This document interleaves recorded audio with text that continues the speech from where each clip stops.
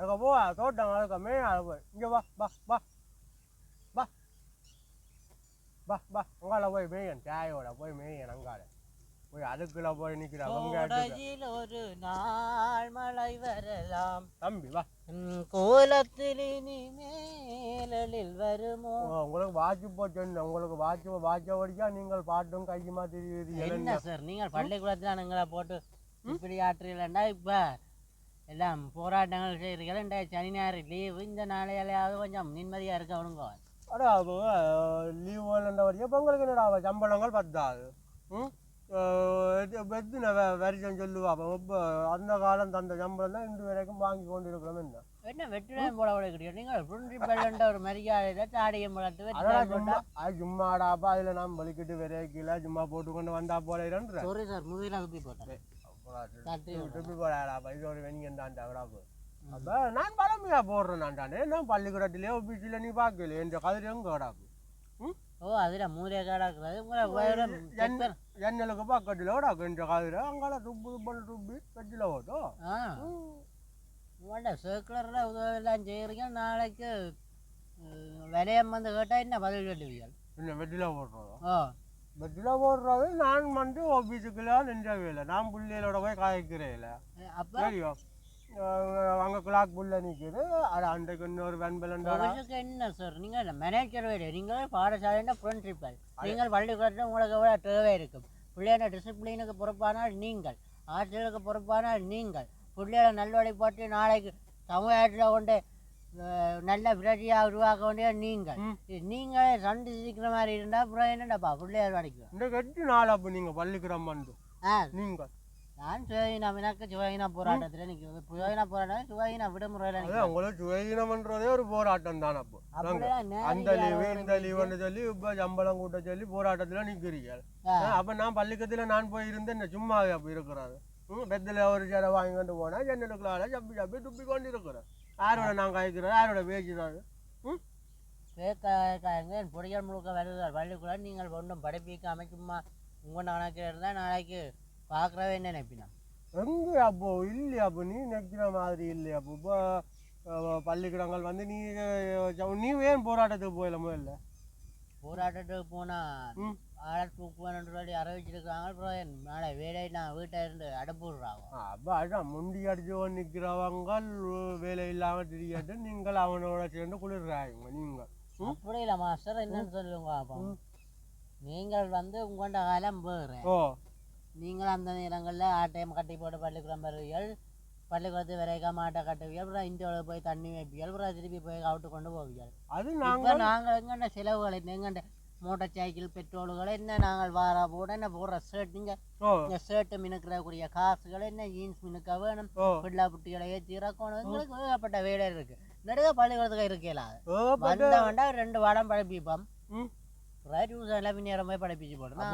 நாங்கள் படிக்கலையும் தம்பி நாங்கள் வந்து கஷ்டப்பட்டு அம்மாக்களோட போய் தோட்டங்களுக்கு அதுகளுக்கு கிண்டி ஆட்டியம் தோட்டங்கள் கிழங்குகள் தான் போய் தூள் கிழங்குகள் அள்ளிக்கணும் வந்து சாப்பிட்டு களவில்லையாப்போ நாங்கள் போய் தோட்டு வாங்குறது அந்த நேரம் சரியான கைட்டம் அப்போ அப்படி படிச்சு தானப்போ நாங்கள் மந்த நாங்கள் அப்போ எங்களுக்கு விளங்குதான் வாழ்க்கையில் வட்டங்கள் அப்படி இப்படி வந்து இருக்குதா என்ன ஆகிறது இப்போ போராட்டம் சொன்னால் பிள்ளைகள படிப்பு என்ன ஆகிறது அரசாங்கத்தினா நிலைமை தெரியும் உங்களுக்கு நாங்கள் கட்ட எடுத்த லோன் இன்னும் கட்டி முடிக்கல இப்போ 5 வருஷம் அதுண்ட வட்டி என்ன வீடு கட்டுறாங்கன்ற லோன் தந்தாங்க அது கட்டி முடியல வீடும் கட்டி முடியல அப்போ நீங்கள்லாம் அப்போ படிச்சு போட்டு உங்களுக்கு வேலைதான்னு சொல்லி நீங்களே உங்களுக்கு காணி பூமி இல்லையோ தோட்டங்கள் உன்னிட்ட எத்தனை பேர் அப்போ காணிக்கிறாங்க சொல்லு காணி அவங்க மச்சான் மாதிரி செய்கிறாங்க உத்தியோகம் பார்க்காம சும்மா உத்தியோகம் பார்த்தபடியா தான் நாங்கள் ஒரு பெரிய இடத்துல சீதனம் பண்ணி கல்யாணம் செய்யக்கூடியதாக இருந்தது சும்மா தோட்டத்தை கிளறிக்கொண்டுட்டாரன் ஒம்பளவாரம் அதான் நீங்கள் படித்தா உத்தியோகம் கம்மியில் படிக்கிறேன் காணும் இல்லையா தோட்டம் வந்து இது வரைக்கும் கல்யாணம் இல்லையா 60 வயதாக போச்சு அதான் இப்போ நீங்கள் இப்போ படிக்கிறது வந்து ஒரு நல்ல ஒரு உத்தியோகம் கிடைக்கணும் அடுத்தது நல்ல ஒரு இடத்துல கல்யாணம் செய்து நல்ல சீதனம் வாங்கணும்ன்றதான் உங்களோட படிப்பு இப்ப இன்னொரு இப்ப பொருளாதார நிலைமை என்ன பொருளாதாரத்துல வந்து இவ்வளவு நாங்க விழுந்து போயிருக்கிறோம் விளங்குற ஒரு பிரின்சிபல் மாதிரி கதை நாடே விழுந்து போய் கிடக்கே தம்பி ஆறு எட்டி பார்க்குறோம் சொல்லுங்க அப்ப அதான் நீங்க. மாஸ்டர் ம். அப்போ இந்த நிலைமையில நாங்கள் 50,000 ரூபா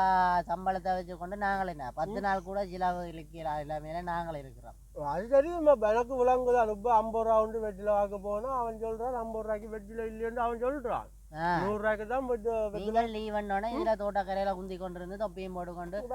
அவன் புல்லு செருக்கிற மாதிரி இருப்பீர்கள். நாளைய பார்த்தா பள்ளிக்கூடத்துல இருந்து பொடிகளுக்கு போட்டு அடிக்கிறீர்கள். உங்களோட கதைச்சா நாளைக்கு எங்களையும் நீங்கள் போட்டு தேவையில்லாத இன்குவாரை போடுவீங்க. இப்போ கொஞ்சம் பண்ணோன்னே இல்லாமல் இன்குவாரைகளை போடுறாங்க. அதான் நீங்கள் இப்போ பாருங்க, இப்போ நீங்கள் இப்போ பள்ளிக்கூடம் போறீங்க, அதுல படிப்பிக்கிறீங்க. எத்தனை மனத்தியாலும் அங்க பள்ளிக்கூடம் போறோம்,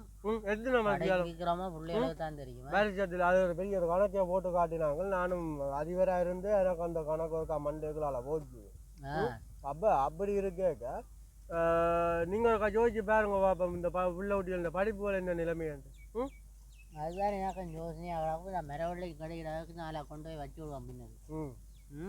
வச்சு உழையுங்க. உழையுங்க, அடுத்தவங்களை டியூஷன்கள் கொடுக்குறீங்களான்னு பொடிக்கல் எங்களை கேட்குற கேள்விகள் பொடிக்கல் இப்போ ஃபேஸ்புக்கில் இந்த யூடியூப்புகளை எல்லாம் பார்த்து கேள்விகள் அதுகளை பார்த்துட்டு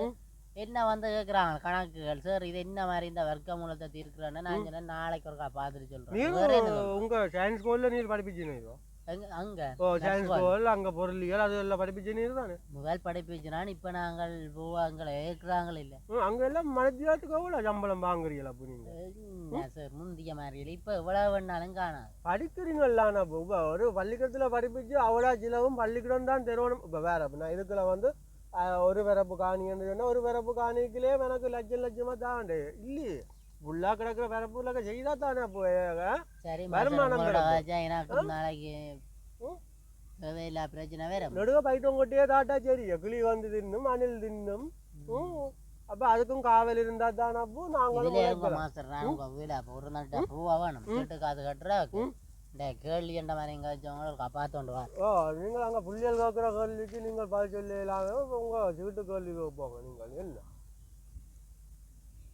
வா வா இந்தால வா இந்தால வா